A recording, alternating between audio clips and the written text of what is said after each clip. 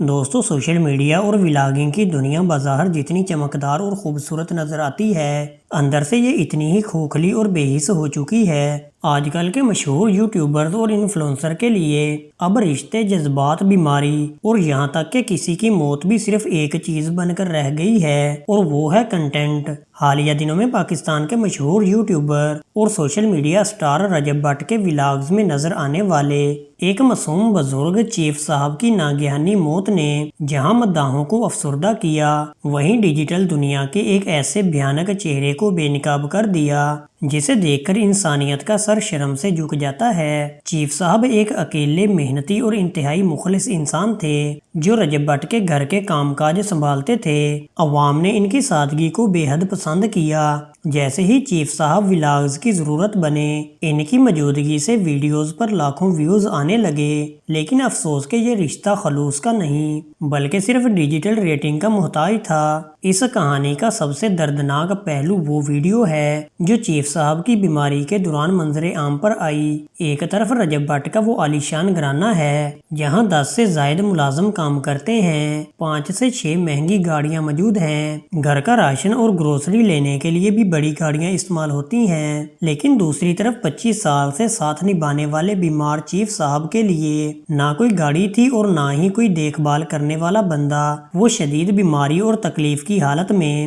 ہاتھ میں دوائیوں کا شاپر اور رپورٹ سے لیے اکیلے بائیک رائیڈر کی موٹر سائیکل پر بیٹھ کر ہسپتال کے دھکے کھا رہے تھے۔ کیا ایک فیملی ممبر کے ساتھ ایسا سلوک کیا جاتا ہے؟ بے حسی کی انتہا تب ہوئی جب چیف صاحب اس دنیا سے رخصت ہو گئے۔ رجب بھٹ نے روتے ہوئے ویڈیو تو بنائی، لیکن اس غم کو بھی کیمرے کی آنکھ سے اوجھل نہیں ہونے دیا۔ میت کو غسل کہاں دیا گیا، قبر کی تیاری اور جنازے کے ہر منظر کو باقاعدہ شوٹ کر کے انٹرنیٹ پر ویوز سمیٹنے کے لیے اپلوڈ کیا گیا۔ انسانیت اس وقت تڑپ اٹھی جب چیف صاحب کو دفنانے کے فوراً بعد رجب بھٹ ٹک ٹاک لائیو پر آ کر ہنسی مذاق اور ناچ گانے میں مصروف ہو گئے۔ جب تک چیف صاحب زندہ تھے وہ ویوز لانے کا ذریعہ تھے، جب وہ مر گئے تو ان کا جنازہ کنٹینٹ بن گیا، اور جیسے ہی وہ مٹی تلے دفن ہو گئے، غم کا ڈرامہ ختم کر کے لائیو سیکشنز کی رونقیں دوبارہ بحال کر دی گئیں۔ رجب بھٹ اکثر اپنے ولاگز میں کہتے تھے کہ یہ ہمارا نوکر نہیں، ہماری فیملی کا حصہ ہے، لیکن عملی طور پر انہوں نے ثابت کر دیا کہ چیف صاحب ان کے لیے صرف ایک ملازم اور ویڈیو کا مٹیریل تھے۔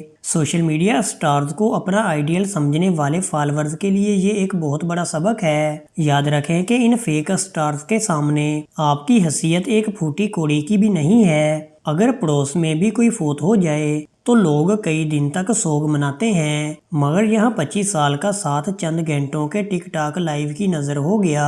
دوستو یہ پورا واقعہ ہمیں یہ سوچنے پر مجبور کرتا ہے کہ کیا پیسہ واقعی انسان کو عزت اور انسانیت دیتا ہے؟ بالکل نہیں۔ کچھ لوگوں کو اللہ تعالیٰ پیسہ اور شہرت تو دے دیتا ہے، لیکن ان کے دلوں سے احساس اور غیرت چھین لیتا ہے۔ موت برحق ہے، لیکن کسی کی موت پر تماشا لگانا اور اس سے پیسے کمانا سفاکیت کی بدترین مثال ہے۔ عوام کو اب جاگنا ہوگا اور ایسے بے حس انفلوئنسرز کو ان کا اصل چہرہ دکھانا ہوگا۔ دوستو آپ کا اس پورے واقعہ کے بارے میں کیا خیال ہے؟ کمنٹ میں اپنی رائے کا اظہار ضرور کریں۔ ویڈیو کو لائک، شیئر اور چینل کو سبسکرائب کرنا نہ بھولیں۔ شکریہ۔